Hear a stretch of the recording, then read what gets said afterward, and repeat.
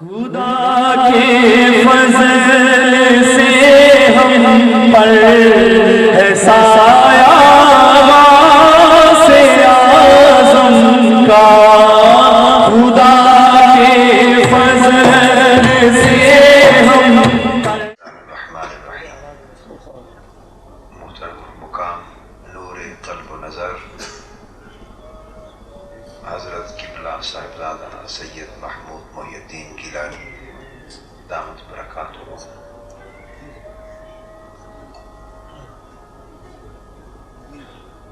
معزز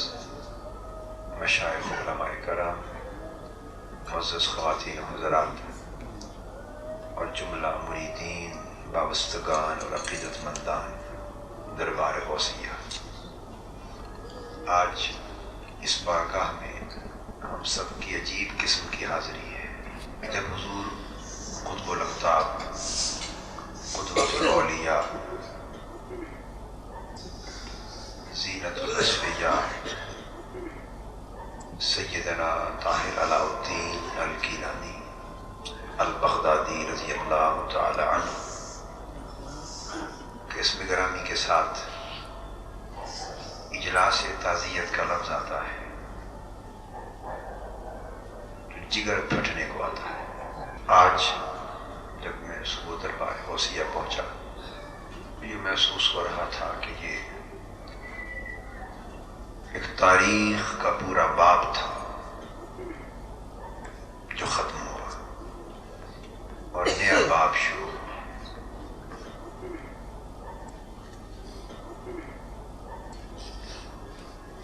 سچ یہ ہے کہ حضور قدوۃ الاولیاء قدس سرہ العزیز نے اپنی حیات ظاہری میں جو کچھ ہم کوتاہ فہم، ناقص عقل اور خیال کے لوگ اور نابینا لوگ اور نابینا دل رکھنے والے لوگ، ان کی عنایت سے ہی تھوڑی زیادہ سوجھ بوجھ رکھتے تھے، اور جو کچھ آپ کی نسبت میں سے سمجھ میں آیا تھا، آپ اپنی حیات ظاہری میں وہ کچھ بھی بیان کرنے کی اجازت نہیں دیتے، زبان بند رہتی تھی۔ آپ نے ہمیشہ اپنے مقام و مرتبہ کو اخفاء میں رکھا، چھپایا، مگر میرا یہ ایقان ہے، یہ بات کسی کی سمجھ میں آئے یا نہ آئے، یہ معاملہ جدا ہے، مگر میں اسے اپنا ایقان کہہ رہا ہوں، اور میرا اس پر پورا وثوق اور کامل اعتماد اور یقین ہے، اور یہ بات غلو اور مبالغہ اور عقیدت آرائی کے طور پہ نہیں کہہ رہا، کہ میری حضور کے در سے نسبت تھی، ارادت تھی، میں آپ کے در کا ایک ادنا سا سگ اور کتا تھا، اور کتا ہوں اور کتا رہوں گا، اس وجہ سے نہیں کہہ رہا، میں علی وجہ البصیرت پورے اطمینان قلب سے یہ بات کہہ رہا ہوں کہ حضور سیدنا طاہر علاء الدین رضی اللہ تعالیٰ عنہ دار فانی سے ظاہراً رخصت ہوئے اس حال میں کہ وہ اپنے وقت کے غوث تھے۔ ہر مرید اپنے شیخ کے بارے میں یہ بات کہتا ہے، کہہ دیتا ہے، مگر میں اس طور پہ نہیں کہہ رہا، اپنے وقت کے غوث تھے۔ یہاں ایک اس حوالے سے ایک بات کوٹ کرنا چاہتا ہوں، یہ 1968 یا 69 کی بات ہے، آج سے 22-23 سال پہلے کی بات ہے۔ مجھے حضور سے نسبت ارادت کا شرف 1967 میں نصیب، یہ واقعہ بعد میں سناتا ہوں، یہ واقعہ بعد میں عرض کرتا ہوں۔ میں اس سے پہلے جو بات عرض کرنا چاہتا ہوں آپ کے مرتبہ غوثیت کی، یہاں یہ بات بھی ذہن میں نشین کر لیں کہ جس طرح دنیا کے ہر نظام میں مرتبے اور درجے ہوتے ہیں، ولایت کی دنیا میں بھی مرتبے اور درجے ہوتے ہیں۔ کچھ اخیار ہوتے ہیں اولیاء اللہ میں سے، وہ کم سے کم 8,000 یا اس سے بھی زائد، بعض اولیاء کرام کے نزدیک 40,000 کم و بیش، وہ دنیا میں ہر دور میں موجود ہوتے ہیں۔ اور اولیاء کرام کی یہ جماعت اخیار کہتے ہیں، ان کی پہچان یہ ہوتی ہے کہ لوگ ان کو نہیں پہچانتے، لوگ ان کو نہیں پہچانتے کہ یہ ولی ہیں، اس کی خبر کسی کو نہیں ہوتی۔ اس کے بعد اگلے مدارج سے پہچان ہونا شروع ہوتی، تو کوئی نوجبا ہوتے ہیں، کئی اوتاد ہوتے ہیں، کئی نوقبا ہوتے ہیں، ابدال ہوتے ہیں، یہ کئی درجے، آخر پہ جا کے درجہ قطبیت آتا ہے، آخر پہ جا کے درجہ قطبیت آتا ہے، اور وہ ولی جب سارے درجے اور مرتبے اور مرحلے طے کر لے تو آخری مقام ولایت قطبیت ہے۔ ولایت میں آخری مقام قطب ہے، قطبیت ہے۔ اب قطب کی دو قسمیں ہوتی ہیں، ایک ہوتا ہے قطب الارشاد اور ایک ہوتا ہے قطب الاقطاب۔ قطب الارشاد کبھی 2 ہوتے ہیں، کبھی 3، کبھی 4، کبھی 5، پوری دنیا میں، اور ساری دنیا سلطنتوں میں، روحانی سلطنتوں میں تقسیم کر کے اس ایک دنیا کی روحانی سلطنت کا بادشاہ قطب کہلاتا ہے۔ یہ ایک سے زائد قطب الارشاد ہوتے ہیں، ان میں جو ایک قطب الارشاد کے درجے پر فائز اولیاء اللہ میں سے، جس کو انگلش میں کہتے ہیں سینئر موسٹ، جو اپنے درجے میں سب سے اونچا ہوتا ہے، ان میں وہ قطب الاقطاب ہوتا ہے۔ اور قطب الاقطاب جب اپنے درجے میں اونچا ہوتا ہے تو وہ غوث کہلاتا ہے، اور وہ پوری دنیا میں ایک زمانے میں صرف ایک ہوتا ہے، اور غوث الاعظم ساری دنیا ولایت اور تاریخ ولایت میں پھر صرف ایک ہی، شہنشاہ بغداد رضی اللہ تعالیٰ، وہ ولایت کبریٰ ہے، اور غوث کے درجے تک نچلے تمام مرحلے یہ ولایت صغریٰ ہے۔ یہ غوثیت ولایت صغریٰ میں آتی ہے، اور جو بڑی غوثیت ہے وہ صرف حضور غوث پاک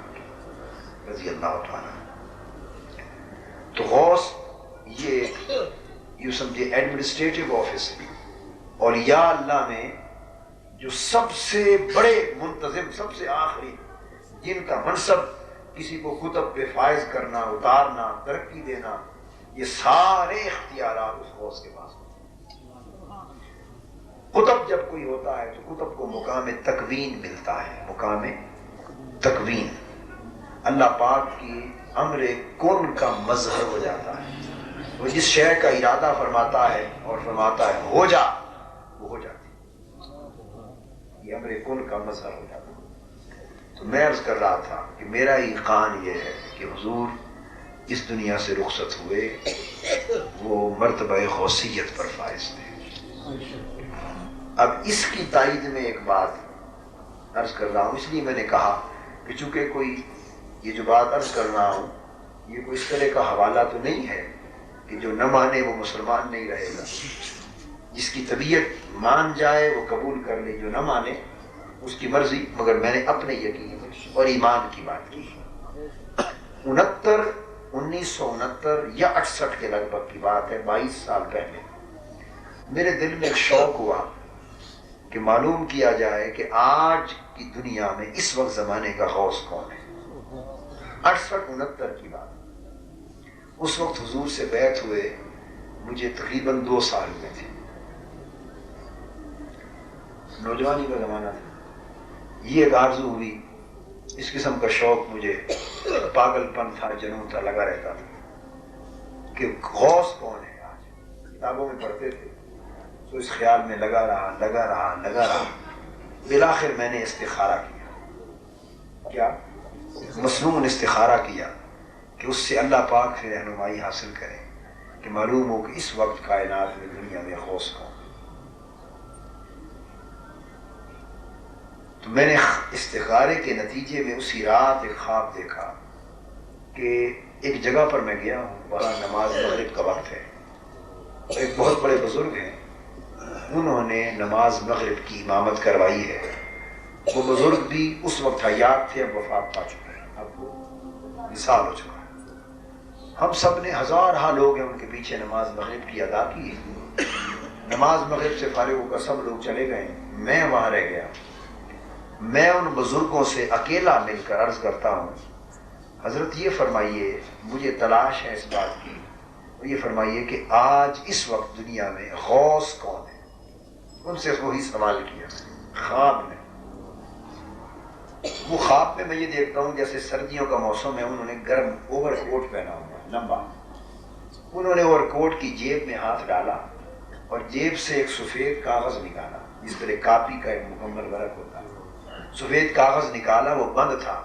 اور میرے ہاتھ میں تھما دیا اور فرمایا کہ آپ اکیلے جا کے اسے کھول کے پڑھ۔ میں نے جا کے اس کے کھول کے پڑھا، اس کی دائیں جانب حاشیے پر لکھا ہوا تھا غوث، اور اس کے آگے لکھا ہوا تھا حضرت پیر سید جمال الدین گیلانی بمبئی والے۔ یہ حضور قدوۃ الاولیاء رضی اللہ تعالیٰ عنہ کے بڑے بھائی تھے، حضور پیر صاحب قدس سر العزیز کے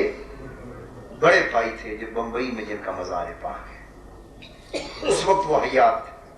معلوم نہیں ان کی عمر غالباً 90 سے بھی اوپر ہوگی، اندازہ کی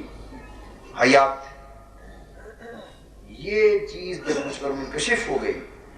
اب دل میں خیال آیا کہ جب حضور کے بڑے بھائی حضور سیدنا جمال الدین اس وقت غوث کے مرتبے پر ہیں، تو حضور پیر صاحب قبلہ کا مرتبہ ولایت میں کیا؟ پھر اس کے ایک شوق پیدا ہوا۔ تو 22 سال پہلے کی بات بتا رہا ہوں، اور یہ وہ دور ہے جب حضور کا بالکل بھری جوانی اور شباب کا دور ہے۔ 22-23 سال پہلے کا مطلب یہ ہوا کہ 59 میں حضور کا 59 سال میں وصال مبارک ہوا، اور 22 سال 23 سال پیچھے چلے جائیں تو 49 39 اور تقریباً کوئی 36 سال کے لگ بھگ، 35-36 کے لگ بھگ عمر ہوگی اس وقت حضور کی، جب جس وقت کی بات میں کہہ رہا ہوں۔ جب یہ دریافت کیا تو معلوم ہوا کہ حضور قطب الارشاد ہے۔ وہ جوانی کی عمر میں قطب تھے، جوانی کی عمر میں قطب تھے، اور سب سے اعلیٰ درجے کے قطب تھے۔ لازماً جب ان کا وصال ہوا حضور سیدنا جمال الدین کا، اور 23 برس بھی تھے، تو آپ کو بڑی اوائل عمر میں غوثیت کا مرتبہ نصیب ہوا، اور غوث کے مرتبے پہ فائز ہوئے اور مقام تکوین پایا۔ اور مقام تکوین یہ تھا کہ جس کے لیے توجہ فرما کے ہو جانے کا کہہ دیا، ارادہ کر لیا، اللہ پاک نے اس چیز کو عدم سے وجود میں پیدا کیا، یہ مقام تکوین ہے۔ یہ میں نے اپنے ایقان کی بات اس لیے کی، اور میں نے اس 25 سال کی ارادت کے زمانے میں جو کچھ ناقص سمجھ کے مطابق حضور میں دیکھا، جو کچھ سنا سمجھا پڑھا، جو کچھ دیکھا، وہ ہر قدم جب کوئی نیا مشاہدہ ہوتا وہ حضور کے مقام غوثیت ہی کی تائید کرتا۔ اب تھوڑی چیزیں، اب جو میں عرض کر رہا تھا کہ بیعت جب ہوا تو چونکہ تعزیت کا اجلاس میں چاہوں گا کہ حضور کی کچھ یاد میں جلسہ ہے، تو حضور کی کچھ یادداشتیں پیش کرو۔ اب یہ کتابی باتیں بھی نہیں، تقریر بھی نہیں ہے، حوالہ جات بھی نہیں ہے، بس اس تھوڑے سے عرصے میں جو حضور کے سگ اور کتا ہو کے رہنے کا وقت بیتا، اس کے حوالے سے کچھ یادداشتیں عرض کرنا چاہتا ہوں۔ یہ یادداشتوں کی مجلس ہے تاکہ آپ کے ذہنوں بھی محفوظ رہ جائیں، اور اب ان یادداشتوں سے ایمان کو مضبوط رکھیں اور فیوزات حضور کے پھر نصیب ہوتے رہیں۔ 67 میں نے بیعت کی حضور سے، اور جس وقت میں نے بیعت کی، یہ دربار شریف دربار غوثیہ، اس میں پہلی بیعت کا شرف مجھے نصیب ہوا۔ اس دربار غوثیہ میں جس شام حضور تشریف لائے، یہ حاجی گول محمد صاحب 67 کی بات ہے، 67 کی۔ واقعہ یوں ہوا کہ میں نے ابھی بیعت نہیں کی تھی، میں چاہتا تھا کہ بیعت کروں۔ گل محمد صاحب شاید گواہ ہوں کہ میں نے ممکن ہے یہ بات سنائی ہو اس زمانے آپ کو، تو میں چاہتا تھا بیعت کروں، سو میں نے استخارہ کیا۔ حضور داتا گنج بخش علی حجویری رضی اللہ تعالیٰ عنہ کی کتاب کشف المحجوب کو پڑھا، اور اس کے پہلے باب میں دیکھا کہ ان کے بھی معمولات میں سے تھا استخارہ کرنا، اور حضور علیہ السلام کی اور صحابہ کرام کی سنت بھی. تو میری طبیعت میں آیا کہ استخارہ کر کے اللہ کے حضور سے ہدایت طلب کی جائے کہ بیعت کس مرشد کامل کے ہاتھ پہ کریں.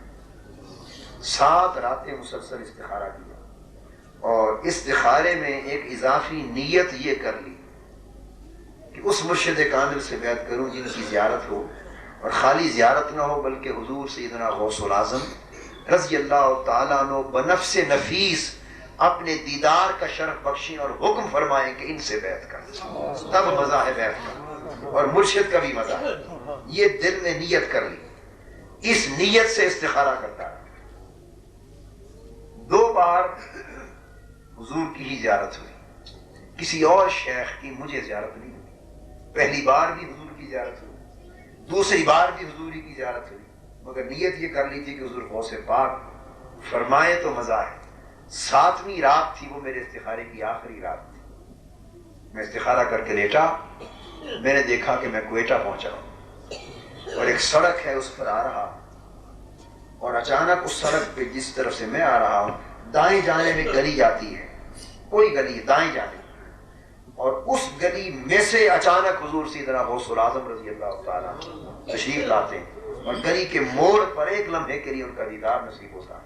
میں حضور کے دست مبارک چومنے کے لیے جھکتا ہوں. آپ فرماتے ہیں طاہر جاؤ، سید طاہر علاء الدین سے ہم نے کہہ دیا ہے بیعت کر. یہ حضور سیدنا غوث العظم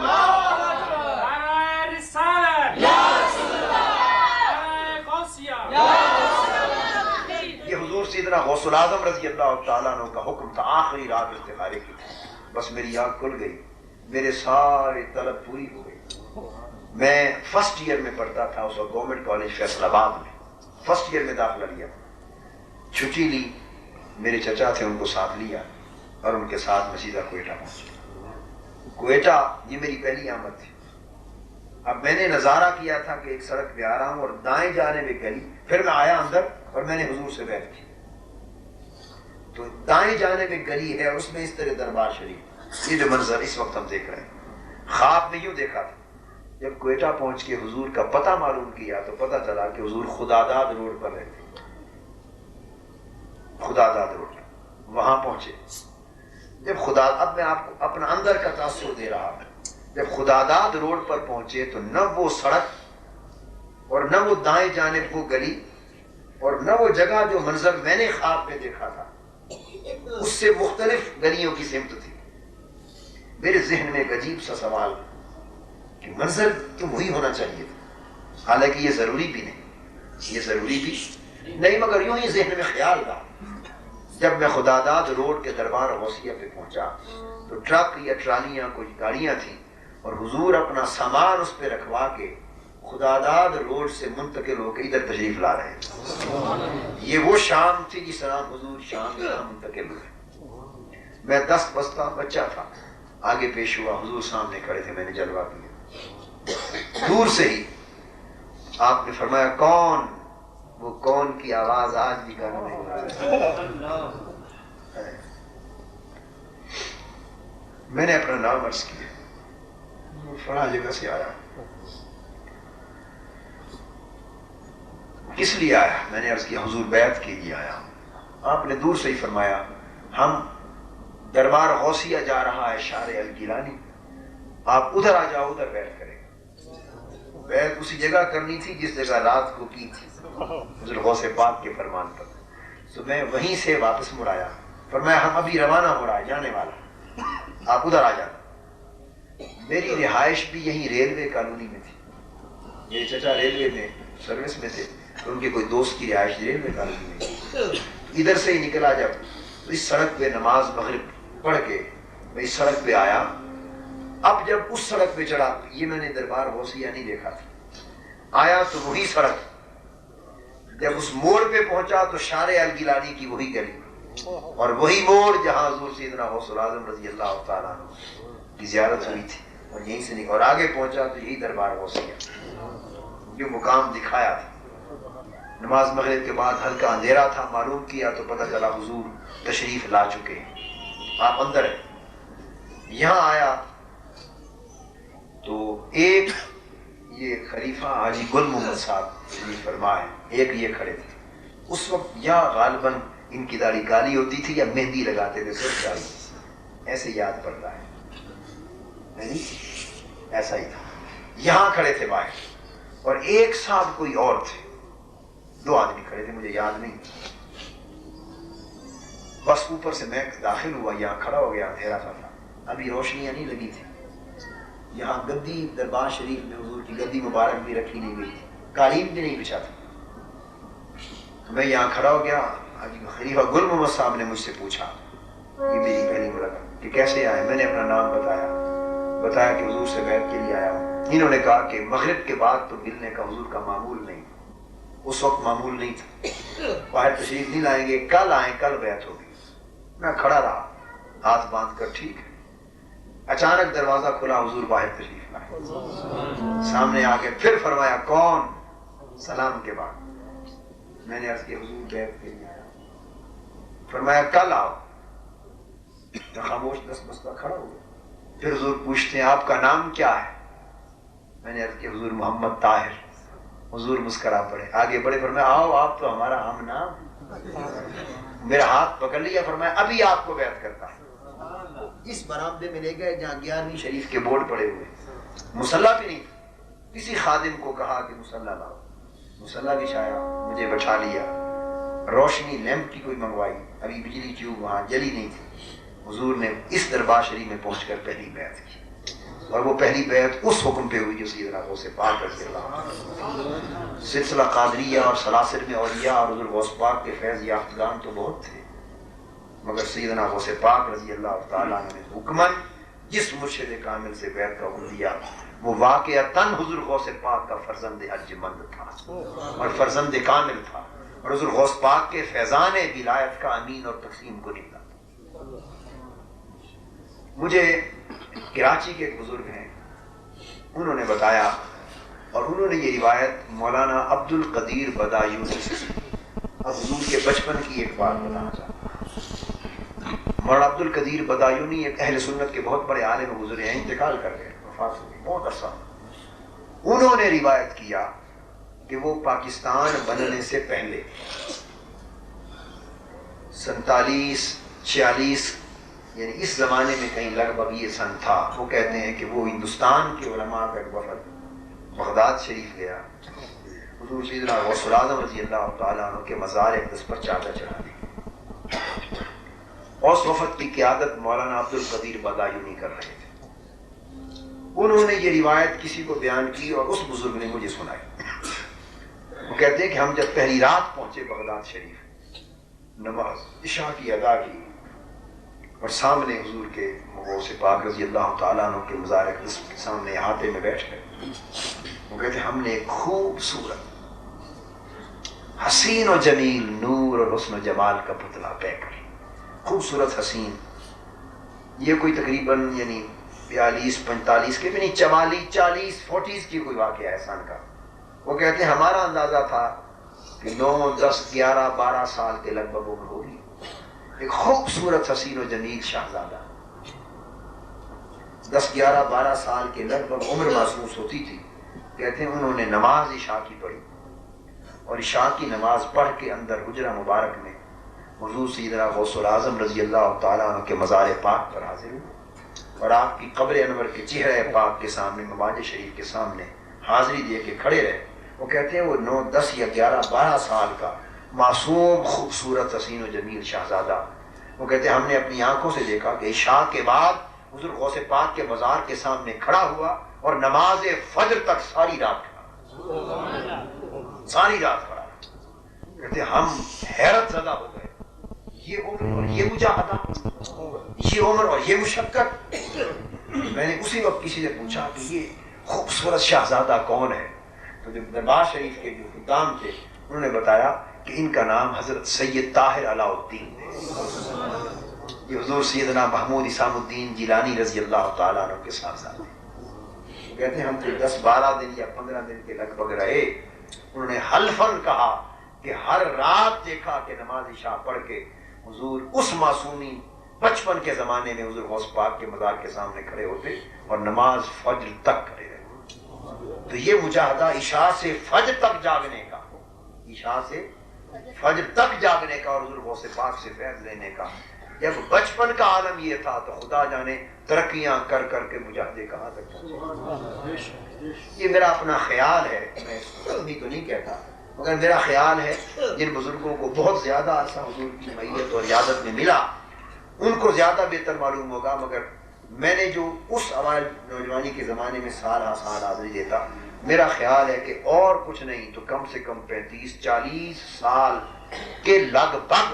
آپ نے اپنی عمر مبارک کا عرصہ عشاء سے فجر تک جاگنے کے معمول میں گزارا. 35-40 سال کے لگ بھگ کا عرصہ آپ نے عشاء سے فجر تک جاگنے کے اور اس معمول میں اور مجاہدات میں گزارا. میں یہاں آتا تھا، ہر سال گرمیوں کی چھٹیوں میں ہم آتے حضور کی خدمت اس کمرے میں رہتے اور یہ جائزہ لینے کے لیے اوائل نوجوانی کا دور تھا، شیخ کے معمولات کا علم حاصل کرنے کی مریدوں کو قریت ہوتی تاکہ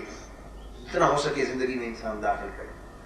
کئی بار ایسا ہوتا کہ رات کے مختلف حصوں میں کبھی 11 بجے، پھر 1 بجے، پھر 2 بجے، پھر 3 بجے، پھر 4 بجے، سردیاں بھی گرمیاں بھی مختلف زمانوں میں ساری رات ہم اٹھ کے دیکھتے. اس کمرے میں ہلکی لائٹ ہوتی اور ساری رات جب دیکھتے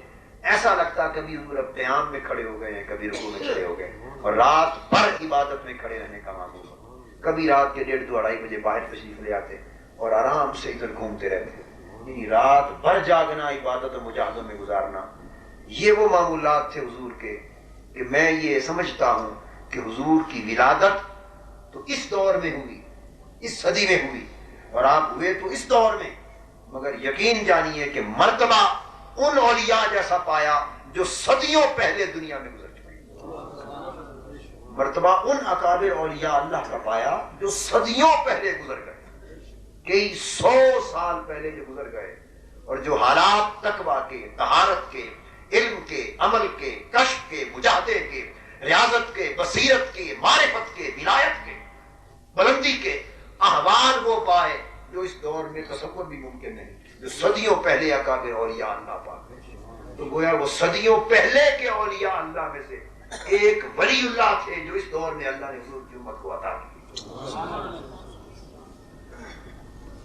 حضور سیدنا غوث الاعظم رضی اللہ تعالیٰ عنہ کے فرمان پر آپ پاکستان تشریف لائے تھے، چونکہ انہیں کے نائب بن کر آئے، ان کے نمائندہ بن کر آئے تھے، تو آپ نے آپ کو لاہور بھیجا تھا. حضور سیدنا غوث الاعظم رضی اللہ تعالیٰ عنہ نے آپ کو سیدھا فرمایا تھا لاہور جاؤ اور حضور داتا گنج بخش علی حجویری کے پاس، پھر وہاں سے فیصلہ ہوگا کہ کہاں قیام فرمانا ہے. آپ جب 56 یا کم و بیش 1956-57 کے لگ بھگ جب پہلی بار پاکستان تشریف لائے، سیدھا لاہور حضور داتا گنج بخش کے مزار اقدس پر اور 40 دن حضور وہاں چلہ کش رہے.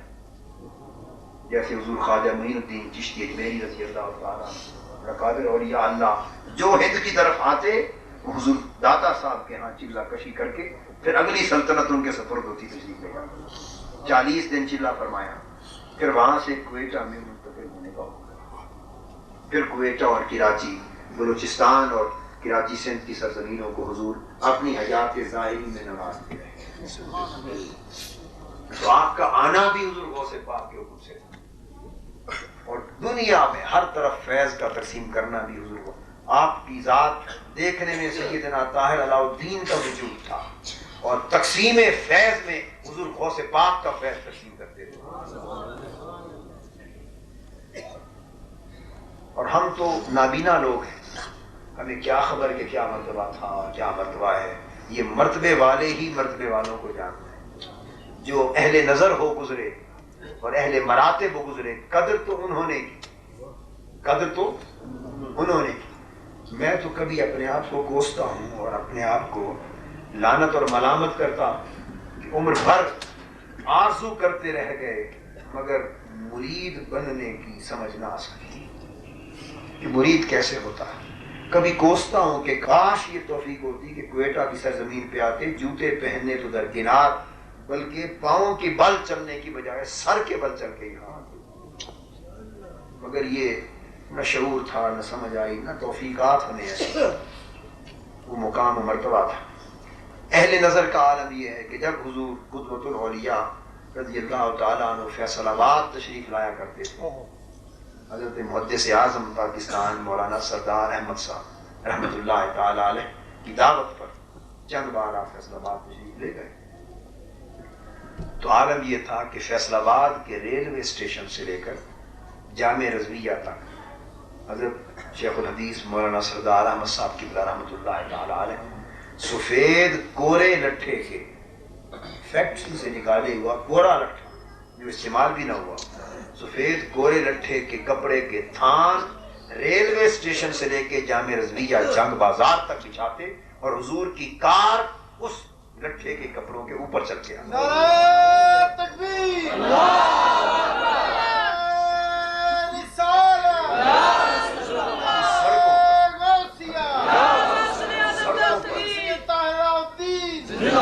سڑکوں پر زمین پر کار نہ چلنے دیتی، یہ ادب تھا ان کا، جو ادب کو جاننے والے تھے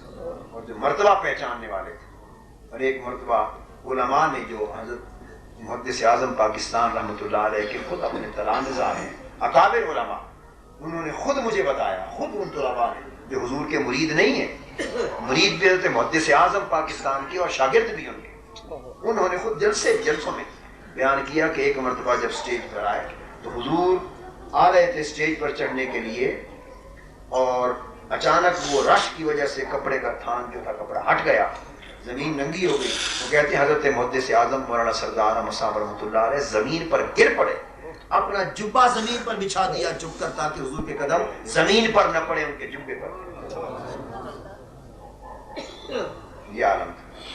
اور 1956 میں جب حضور قدوۃ الاولیاء رضی اللہ تعالیٰ عنہ بریلی شریف تشریف لے گئے، اس وقت مفتی اعظم ہند مولانا مصطفیٰ رضا خان صاحب رحمۃ اللہ تعالیٰ علیہ کا زمانہ تھا، اور مجھے یہ بات مولانا تقدس علی خان صاحب نے، نام سنا نا آپ نے، یہ بڑی بنیادی تاریخی ٹھوس سوالوں کی باتیں عرض کر رہا ہوں آپ، مولانا تقدس علی خان صاحب علماء اہل سنت کے پاک و ہند کے بہت بڑے اکابر علماء میں سے، پیر جو گوشت میں مثال، یہ روایت انہوں نے خود مجھے بیان کی۔ کہتے ہیں ہم بریلی شریف میں تھے، حضرت مولانا مصطفیٰ رضا خان صاحب رحمۃ اللہ تعالیٰ علیہ آپ قبلہ کا زمانہ تھا، یہ مولانا اختر رضا خان صاحب اور مولانا ریحان رضا خان صاحب، یہ لوگ چھوٹے چھوٹے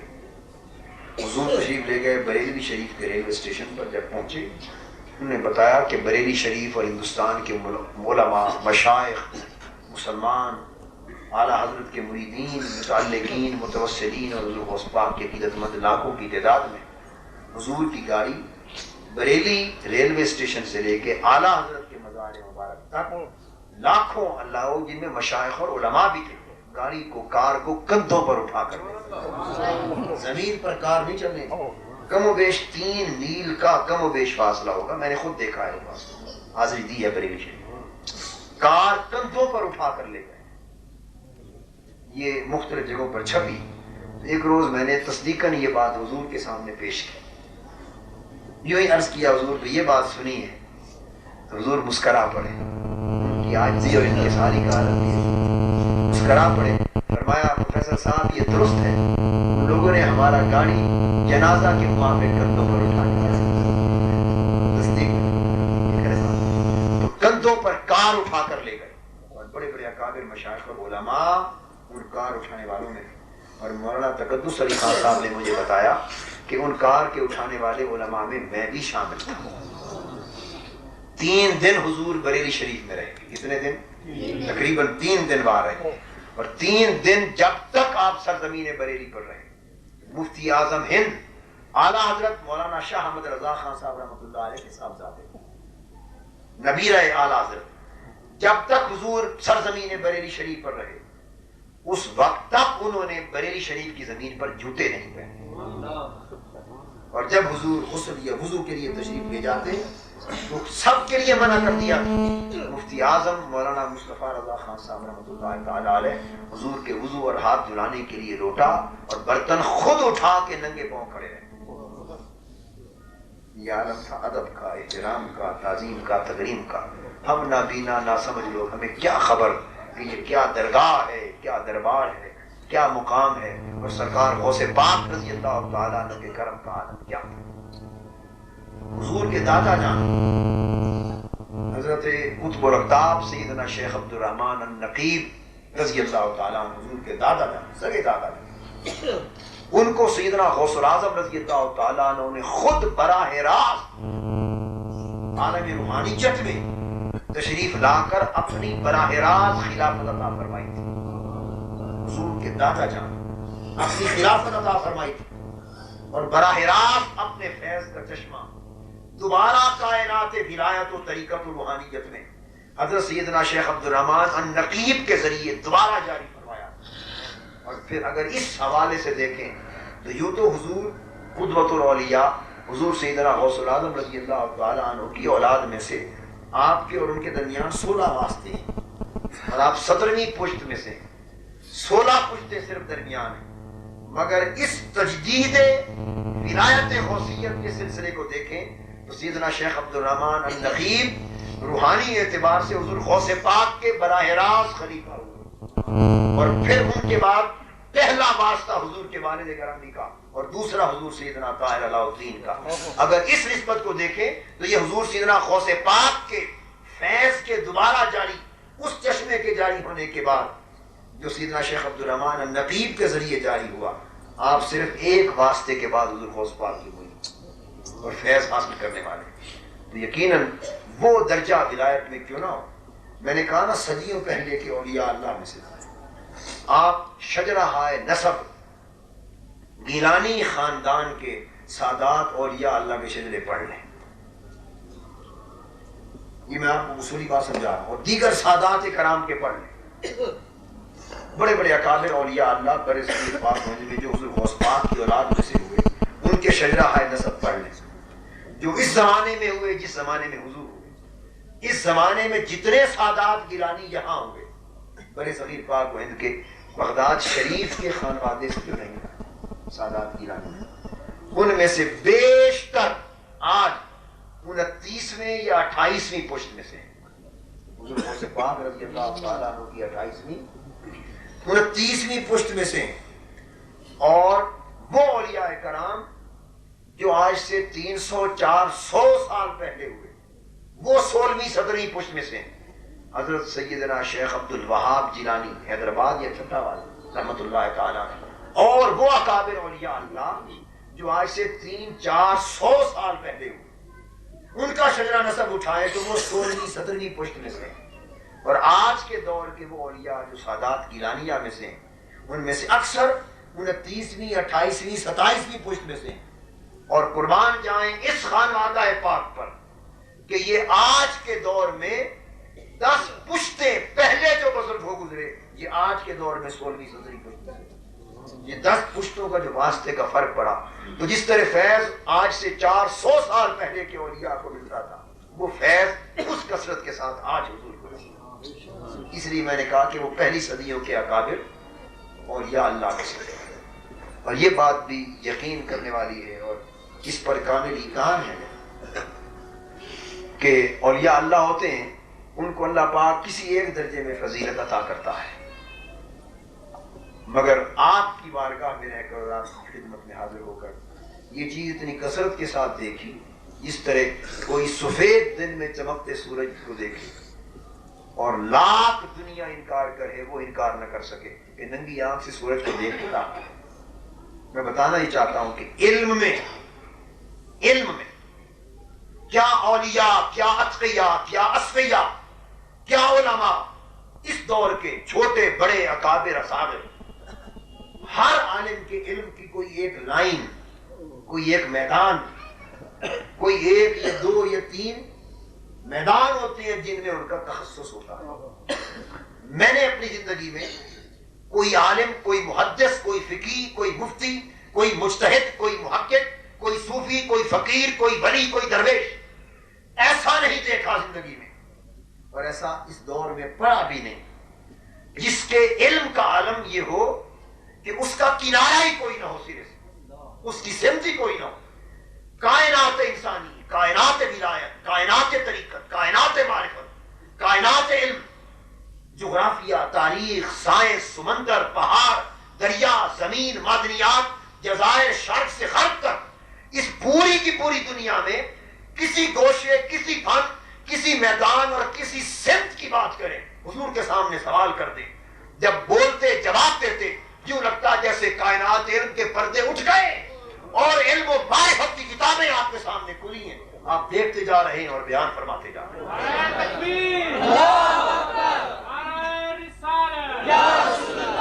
کوئی میدان نہ تھا، علم کے بے کنار سمندر تھے، معرفت کے بے کنار سمندر تھے، کشف کے بے کنار سمندر تھے، اور یقین جانیے کشف حالات، کشف وقائع، کشف حقائق، کشف علوم، کشف فنون، کشف معارف، یہ کشف کا وہ عالم تھا حضور کا کہ میں سمجھتا ہوں کہ سینکڑوں سال کی اور یا اللہ کی تاریخ میں شاید کشف کے مرتبے میں اس پائے کی ہستی کا عجیب کشف تھا۔ جو بات حضور سے پوچھ دی وہ سمندر بہا دی۔ وہ افریقہ کے کسی جزیرے کی بات کسی نے کر دی جس کا نہ کسی نے نام سنا، یہ آپ ہم ہر وقت صبح شام دیکھتے ہیں، نہ جس کا نام سنا، آپ نے اس پر اتنی گفتگو کی کہ وہاں کا رہنے والا اگر سن لے تو پاگل ہوگا۔ پتھر کی کسی نے بات چھیڑ دی کہ پتھروں کی اقسام پر وہ گفتگو کر دی کہ پتھروں کا کاروبار کرنے والا جوہری سن لے تو پاگل۔ سمندروں کی بات چھیڑ دی تو سمندروں کے سینے چیر کے بیان کر دی۔ چائے کی بات چھیڑ دی، چائے کا بین الاقوامی تاجر میری موجودگی میں سامنے بیٹھا تھا تو چائے پر وہ بیان فرمایا کہ وہ پاگل ہو۔ بحری جہازوں کی صنعت کی بات چھیڑ دی، اس کا کاروبار کرنے والا اربوں پتی ایک تاجر میرے سامنے بیٹھا تھا تو اس صنعت پر گفتگو کی، وہ چکرا گئے۔ ایک شخص نے آ کے مجھے کہا، سید نسیم شاہ صاحب حبیب بینک آف پاکستان کے صدر تھے، آج کل غالباً نیشنل بینک آف پاکستان کے صدر ہیں، چھٹی پر ہیں، ریٹائرمنٹ قریب، نسیم شاہ صاحب مجھے کہنے لگے کہ آپ اپنے شیخ حضور کی خدمت میں مجھے لے جائیں، میں زیارت کرنا چاہتا ہوں، چلیں کراچی بیٹھے، اور اس کے بعد کہنے لگے کہ کوئی میں چاہتا ہوں سوال کروں حضور سے۔ میں نے کہا کریں، مجھ سے پوچھتے ہیں، کیا پوچھوں؟ میں نے کہا نہیں، جو آپ کی جی میں آئے پوچھیں، اور ایک بات ذہن میں رکھ لیں کہ جس میدان کے بارے میں آپ کو بہت زیادہ علم ہو، سب سے زیادہ جو جانتے ہو، اس فن پر پوچھیں تاکہ آپ اندازہ بھی لگا سکیں کہ جو بیان ہو رہا ہے اس کا درجہ کیا ہے۔ کھانے پر بیٹھ گئے، ان کو فخر تھا، انہوں نے علم جفر کے بارے میں بہت کچھ پڑھا ہوا تھا، جفر کے بارے میں بڑا پڑھا تھا۔ کھانے کے دوران مجھ سے کہا کہ میں یہ پوچھوں، میں نے کہا پوچھ، عرض کر دیا۔ وہ کہنے کو کہہ بیٹھے، بس وہ جو حضور نے بیان فرمایا وہ چکرا گئے۔ وہ کہنے لگے ہم تو جفر کی جو بیان فرمایا اس کی جیم کے نقطے کا کروڑواں حصہ بھی نہیں جانتے، لگتا ایسے ہے جیسے یہ بھی حضور کے گھر کا ہے۔ مقصد بات کا یہ ہے کہ کسی نے جو بات، کسی ملک میں مسلمان کی تعداد کتنی ہے، مساجد کتنی ہے، بازار کتنے ہیں، آبادی کتنی ہے، تاریخ، الغرض دنیا و آخرت، دینی، مذہبی، باطنی، علوم و فنون، کاروبار، تجارتیں، صنعتیں، کسی بات پر کوئی بات پوچھے، کسی شیخ کا پوچھو اس کا نسب، اس کے مرید کو نہیں پتا، اس کا پورا نسب بیان فرما دے، کوئی کہاں آیا کہاں نہیں، کہاں کیا تفصیلات۔ اور مریدوں کی یہ پہچان، جس قریبی مرید کو پوچھو اس کے والدین، اعزا، اقارب، بہن بھائی، پورے خاندان والوں کے نام لے کے خیریت پوچھنا۔ کون اگر کوئی کہے یہ حافظہ ہے تو میں کبھی ماننے کو تیار نہیں ہوں، اگر یہی حافظہ ہے تو اس کائنات انسانی میں ایسے حافظے والا کوئی اور بھی دکھا دیا جائے۔ اگر یہ علم ہے تو جو کہ علم کے میدان میں تھوڑا زیادہ ہم بھی ایک چھوٹے سے ناتمام بچوں کی طرح، ناتمام بچوں اور طفل مکتب کی طرح تھوڑی زیادہ شغف رکھتے ہیں۔ اگر کوئی کہے علم ہے تو میں مان نہیں سکتا، اس لیے کہ علم کی بھی کوئی حد ہوتی، علم کی بھی کوئی سمت ہوتی۔ ہزار چیزیں حضور بیان فرماتے اور مجھ سے پوچھتے حضور پروفیسر صاحب معلوم ہے؟ میں عرض کرتا حضور نہیں، نام سنا اس بات کا؟ میں نے عرض کیا ہر شہر کی ایک حد ہے، یہ محض کشف تھا جو اللہ کی بارگاہ سے نصیب تھا، جو بات کر دی جاتی کتاب سامنے کھول دی جاتی، یہ مقام اس طرح جو فرما دیا جیسے ہو جا اس چیز کا ہو جا۔ یہ سن 72 یا 71 یا 72 کی بات ہے، میں پنجاب یونیورسٹی میں لاہور میں ایم اے میں تھا، جس زمانے یہ بنگلہ دیش نامنظور کی تحریک چلی اور بعد ازاں بنگلہ دیش منظور کیا گیا، یہ اس زمانے کی بات ہے۔ میں نیو کیمپس خواب دیکھتا ہوں کہ میں حضور کی خدمت میں کوئٹہ حاضر ہوا، خواب میں رات کو دیکھ رہا ہوں، حاضر ہوا اور اچانک تیزی سے حضور نے یہ دروازہ کھولا، دھکا لگا، دروازہ کھولا، حضور تیزی سے باہر تشریف لائے، میں سامنے کھڑا ہوں اور اتنی عجلت اور جلدی میں ہے کہ قمیض مبارک حضور کا کندھوں پر ہے، اور آتے ہی میں قدموں پہ گر پڑا اور مجھے تھپکی دے کے فرماتے ہیں طاہر پریشان نہ ہو، اللہ حفاظت کرے گا، طاہر پریشان نہ ہو، اللہ حفاظت کرے گا، حفاظت فرمائے گا، تسلی دیتے ہیں، 3 بار تھپکی دیتے ہیں، میری آنکھ کھل جاتی ہے۔ میں سارا دن سوچتا رہا کہ یہ کیا ماجرا بننے والا ہے کہ اس طرح اجرت میں آئے اور شیخ وہی ہوتا ہے جو ہاتھ رکھ لے اور بچا لے، جو حفاظت کر لے۔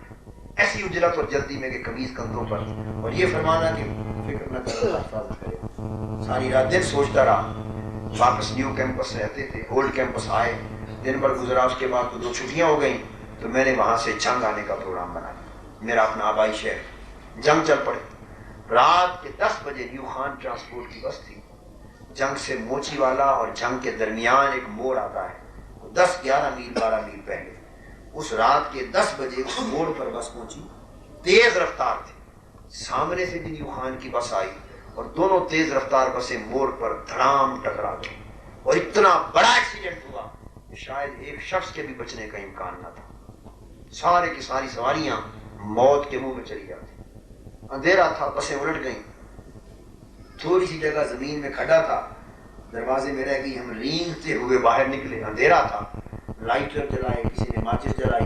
پتہ چلے کہ اپنے آپ کو دیکھا سلامت، کوئی چوٹ نہیں، دائیں بائیں دیکھا، لائٹیں جلائیں، گھوم پھر کے دیکھا تو تعجب کی انتہا ہو گئی اور حیرت کی انتہا ہو گئی دیکھ کر کہ بسیں تباہ ہو گئی سامنے،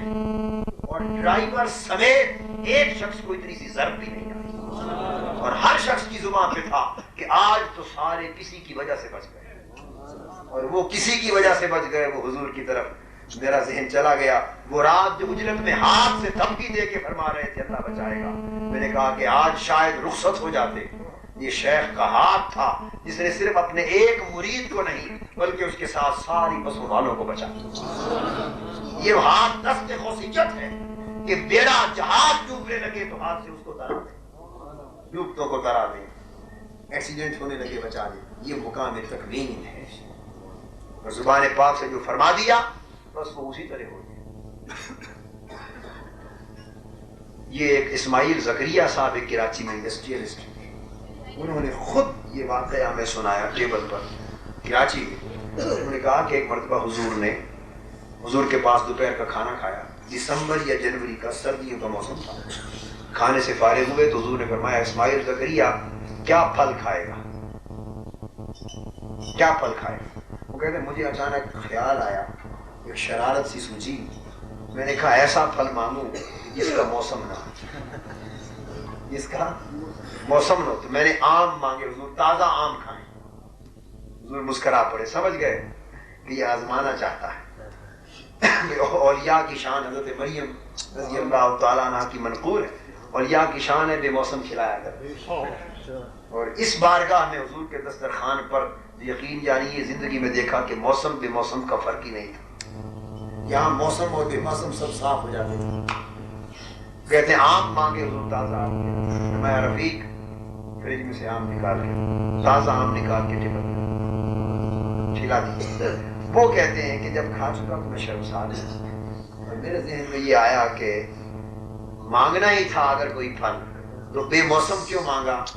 ایسا پھل مانگتا کہ برے صغیر پاک کو میں جس کا وجود ہی نہ ہو سکے، پاکستان ہندوستان میں جس پھل کا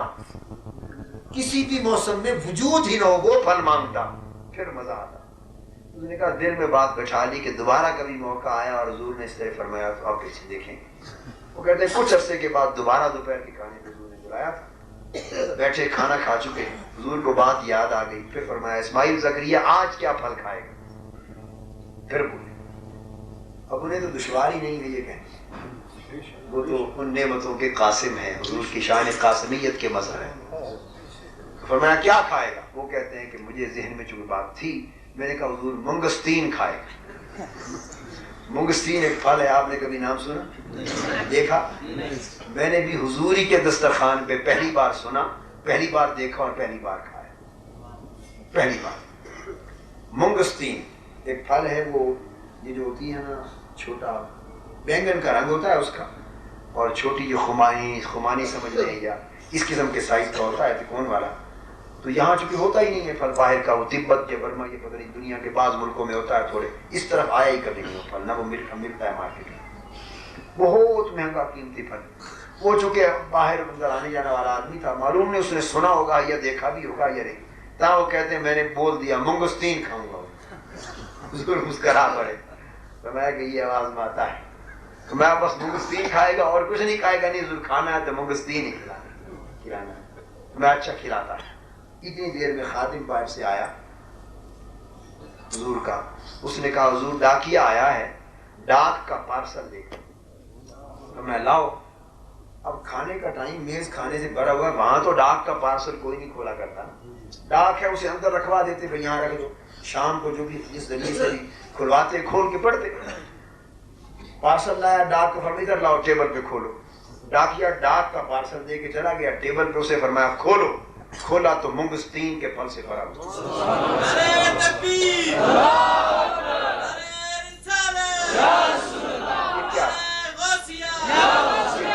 میں سمجھتا ہوں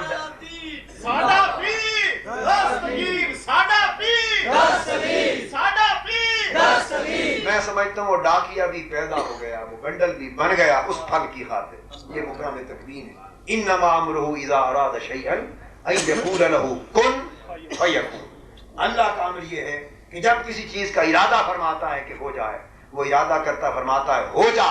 ہو جاتی ہے۔ حضور سیدنا غوث العظم رضی اللہ تعالیٰ عنہ نے فتوح الغیب کے اندر 2 مقام پر ارشاد فرمایا کہ اللہ پاک اپنے بعض اولیاء کو بھی یہ درجہ عطا کرتا ہے، مقام مظہریت پر اور مقام تکوین پر ہر ایک کو نہیں، بعض اونچے اولیاء کو درجہ عطا کرتا ہے کہ وہ بھی جس چیز کا جب ارادہ کرتے ہیں ہو جا، وہ ہو جاتی ہے۔ تو میں یہ سمجھتا ہوں کہ انہوں نے منگستین مانگا،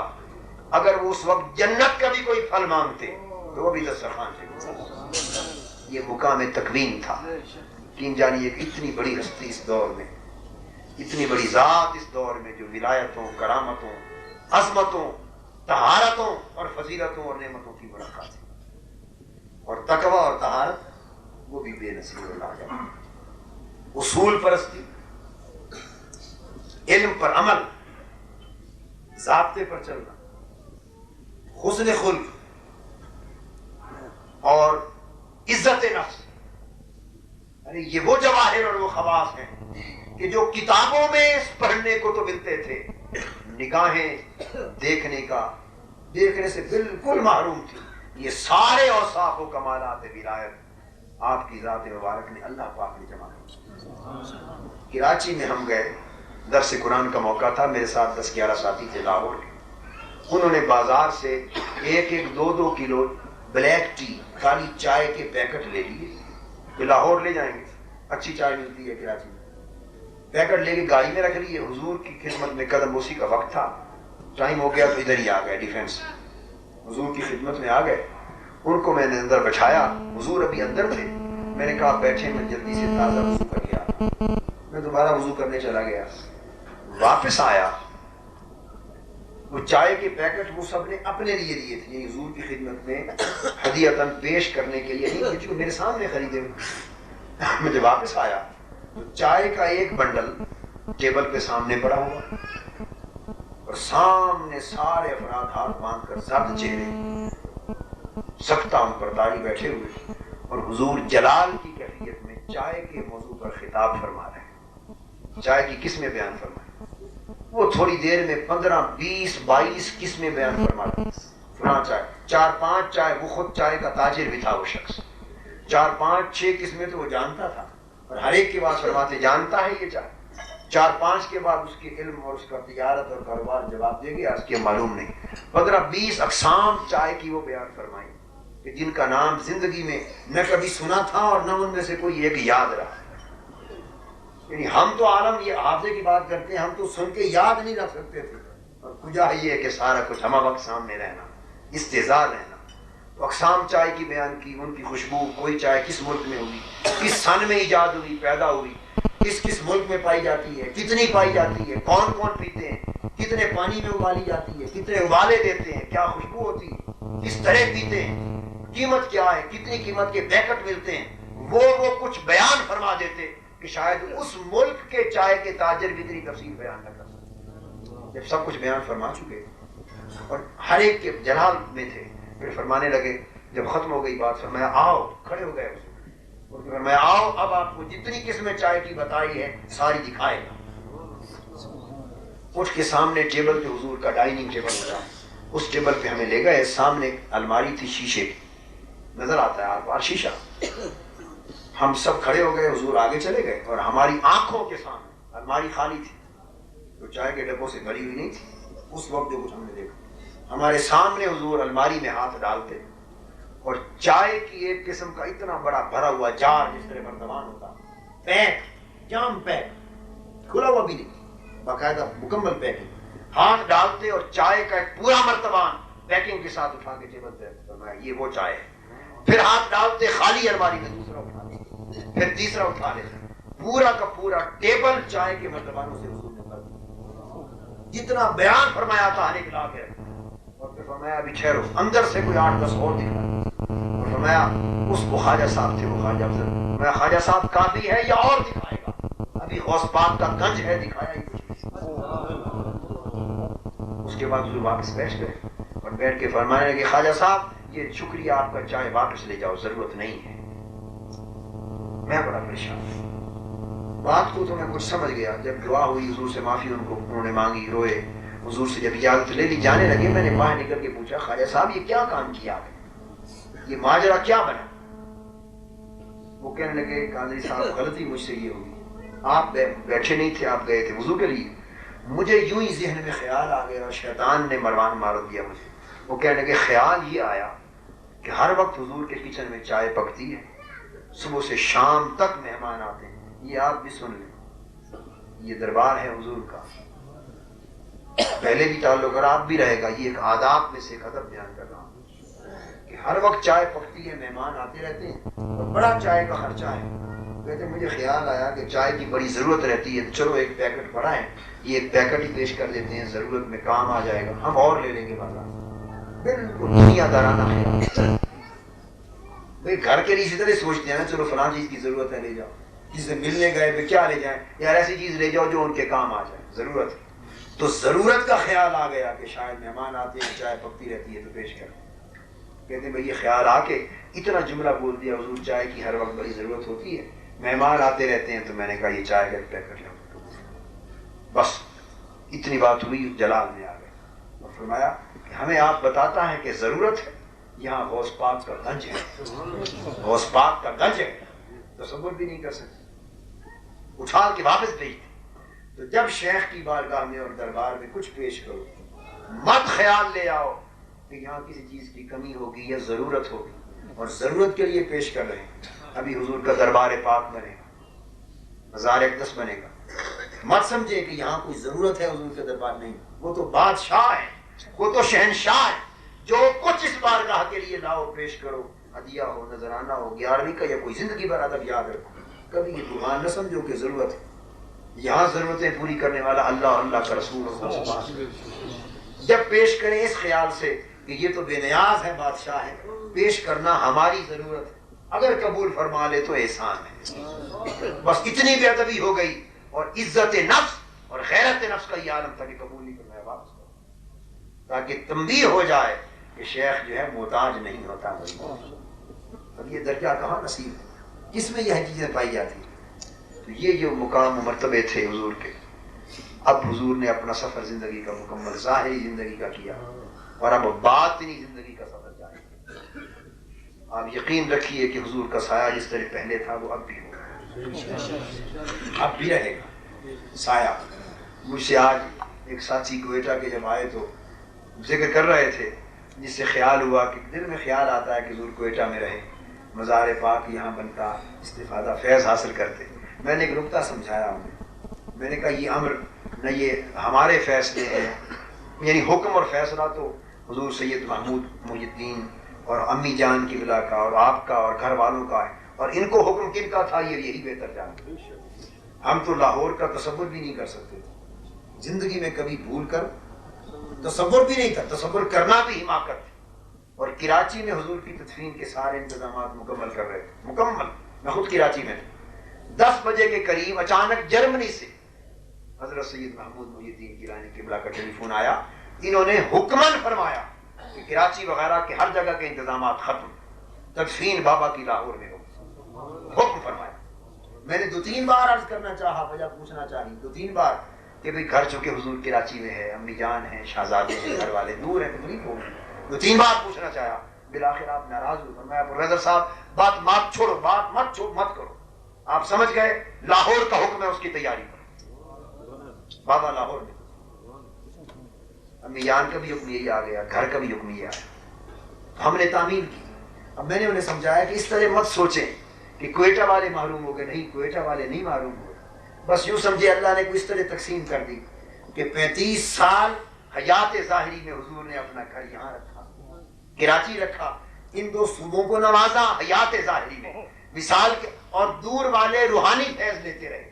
اب وصال کے بعد فرمایا بقیہ پاکستان کا حصہ جو پنجاب رہ گیا، اب گھر وہاں بناتے ہیں اور تم روحانی فیض لیتے ہیں۔ وہ عدل کرتے، ہر جگہ حصہ بانٹ کے دیتے۔ تو جہاں تھے تب بھی ہر طرف حضور کا سایہ اور فیض تھا، وہاں ہے تب بھی ہر طرف حضور کا سایہ اور فیض۔ اور جو بات آخری بتانا چاہتا ہوں، حضور ان کی روحانیت آج بھی ہے، یہاں بھی ہے، بس آپ اپنے دل کو صاف کریں، اس تعلق کو پختہ کریں، نسبت کو کامل کریں، جب پکاریں گے حضور آپ کے سامنے ہوں گے، وہ فیض دیں گے۔ اور صرف یہاں نہیں، مرنے کے بعد قبر اور عالم آخرت میں بھی انشاءاللہ ہمارے ہاتھ ہوں گے، لذت قدم ہوں گے، حضور کا ہاتھ ہوگا، اور وہاں بھی ہمارے شفیع ہوں گے، ہمارے شفیع ہوں گے، اور انہی کے سائے میں ہم آگے چل رہے ہوں گے۔ نعرہ تکبیر، اللہ اکبر، نعرہ رسالہ، یا رسول اللہ، یا غوثیہ۔ آخری بات جو عرض کرنا چاہتا ہوں ختم کرنے کے لیے، آخری بات، وہ ایک ایمان افروز بات، امانت بھی یاد رکھنا۔ اندازہ کہ جب ہم کہتے ہیں کہ وہ حضور غوث پاک کے فرزند ارجمند، حضور غوث پاک کے نائب اور امین ہیں، یہ محض عقیدت کی بات نہیں، وہ حقیقتاً نائب اور امین ہیں۔ حضور کے وصال کے چند روز بعد، وصال مبارک کے چند روز ابھی گزرے ہی تھے، جس طرح تھوڑے ہی دن 2-4 روز بعد جو پہلی زیارت کا شرف حضور نے عطا کیا مجھے وصال کے بعد، وہ سناتا ہوں کہ مزار پاک اور دربار عالیہ ہے، اور لوڈ شیڈنگ جس طرح نہیں ہوتی، بجلی چلی جاتی، ارد گرد لوڈ شیڈنگ ہے، اور باہر ہر طرف اندھیرا ہے، یہ بجلی گئی ہوئی ہے، لوڈ شیڈنگ ہے، اندھیرا ہے۔ دربار پاک میں جاتا ہوں تو روشنیاں، بلب، ٹیوبیں اسی طرح جو کہ تم چل رہے ہیں، حضور کے دربار کے بلب چل رہے ہیں، اور حضور بڑی عزت اور عظمت اور شان و شوکت کے ساتھ مسکراتے تشریف فرمائے۔ ہزاروں لاکھوں لوگ آ رہے ہیں دربار پاک پر فیض لینے، ہم لوگ مصروف ہیں وہاں، حضور کی خدمت میں حاضر ہو کے میں پوچھتا ہوں حضور باہر تو لوڈ شیڈنگ ہے، بجلی گئی ہوئی ہے، اور اندھیرا ہی اندھیرا ہے، لوگ کوئی دیے جلا رہے ہیں، کوئی موم بتیاں، اس طرح اندھیرا ہے باہر ہر طرف، تو حضور یہاں ٹیوبیں، بلب سب کچھ جل رہا ہے، روشنی ہے، یہ وجہ کیا ہے؟ اس پر حضور مجھے جواب دیتے ہیں، فرماتے ہیں پروفیسر صاحب ہمارا پاور اور کنیکشن بغداد سے آتا ہے، ہمارا پاور اور کنیکشن بغداد سے آتا ہے، اس لیے یہاں بجلی نہیں جاتا۔ تو جس طرح ان کا پاور اور کنیکشن بغداد سے ہے، تو حضور کا فیض بغداد والا فیض ہے، شہنشاہ بغداد والا فیض ہے، تو جیسے وہ کنیکشن کمزور نہیں، اگلا کنیکشن حضور کا مریدوں سے بھی کمزور نہیں، مرید ہو کر رہیں گے تو حضور اس کنیکشن کا فیض آگے بھی دیتے ہیں۔ دعا ہے اللہ پاک حضور کے شہزادوں کو، اس خانوادے کو، شہزادیوں کو، اس گھرانے کو آباد رکھے، سلامت رکھے، اور انہیں حضور کے نقش قدم پر چلائے، یہ ظاہر و باطن میں حضور کی تصویر ثابت ہو، اور سلامت رہیں، ہر تپش سے محفوظ رہیں، اور ظاہر و باطن کے ان کے درجے بلند ہوں، اور حضور کے فیض کے سلسلے کو تقسیم کرتے رہیں، یہ در وہ در ہر جگہ آباد رہے، اور انہیں دیکھ دیکھ کے تب تک کہ ہمارے دل، ہمارے جگر، ہماری روحیں، ہمارے جسم اور ہمارا ایک ایک بال ٹھنڈا ہوتا رہے۔ اللہ پاک اس در پاک کو سلامت رکھے، ہماری نسبت کو بھی سلامت رکھے، اور حضور کا سایہ ان پر اور ان کے طفیل ہم پر قائم۔ وما علینا الا البلاغ۔ خدا کے فضل سے ہم پر